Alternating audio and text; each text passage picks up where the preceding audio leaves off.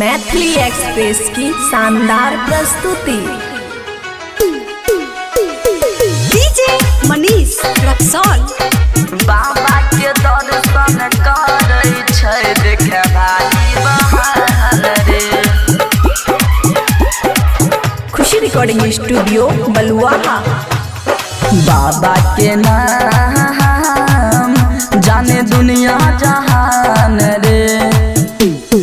बाबा के नाम जाने दुनिया जहान रे। बाबा के दर्शन करे छै देखे भाई बहान रे। बाबा के नाम जाने दुनिया जहान रे। बाबा के दर्शन करे छै देखे भाई बहान रे। बाबा के सब कोई छुए छै चरण रे। बाबा के सब कोई छुए छै चरण रे। बाबा के दर्शन करे छै देखे भाई बहान रे।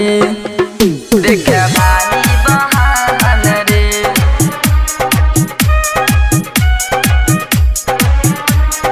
डीजे मनीष रक्सौल।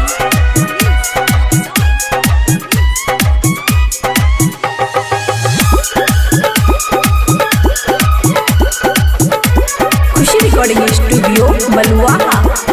भोला के दर्शन करे छै रे भैया पावे छै दिल में उधार रे। दोनों हाथ जोड़ कहा भोला के आगा करे छै विनती पुकार रे।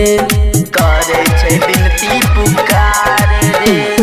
बाबा के दर्शन करे छै रे भैया पावे छै दिल में उधार रे। दोनों हाथ जोड़ कहा भोला के आगा करे छै विनती पुकार रे। भोला के भक्ति में साहब दे दै छै परान रे। बाबा के भक्ति में साहब दे दै छै परान रे। बाबा के दर्शन करे छै देखे भाई बहान रे। देखे भाई बहान रे।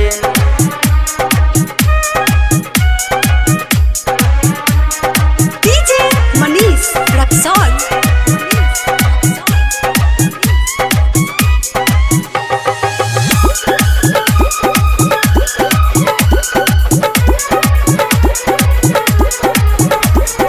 बागमती पुला पर झूले छै झूला काटे छै सब कोई सजा रे। बाबा के नासा में रहे छै मातल इहे ले आबै छै मजा रे।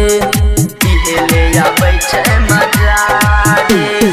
बागमती पुला पर झूले छै झूला काटे छै सब कोई सजा रे।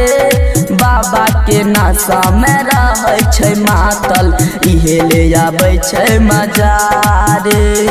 रणधीर करे छै पूजा लाल कपड़ा पहन रे।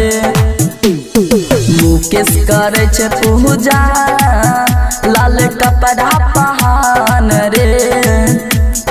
बाबा के दर्शन करे छै देखे भाई बहान रे। खुशी रिकॉर्डिंग स्टूडियो बलुआहा।